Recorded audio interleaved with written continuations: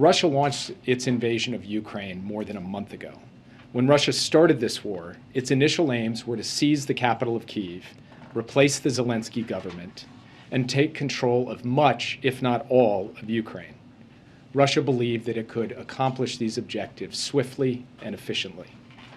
But Russia did not account for the strength of the Ukrainian military and the Ukrainian people, or the amount or effectiveness of military assistance provided by the United States and its allies and partners.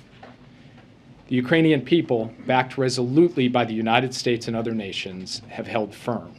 Kyiv and other cities still stand. The Ukrainian military has performed exceptionally well. Vladimir Putin also believed that the West would not hold together in support of Ukraine.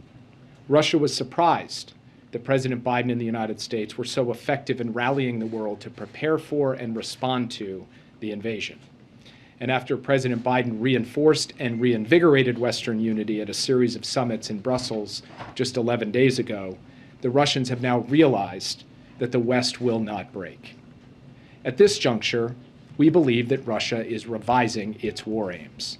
Russia is repositioning its forces to concentrate its offensive operations in eastern and parts of southern Ukraine, rather than target most of the territory. All indications are that Russia will seek to surround and overwhelm Ukrainian forces in eastern Ukraine. During this renewed ground offensive in eastern Ukraine, Moscow will likely continue to launch air and missile strikes across the rest of the country to cause military and economic damage, and frankly, to cause terror, including against cities like Kyiv, Odessa, Kharkiv, and Lviv. Russia's goal in the end is to weaken Ukraine as much as possible.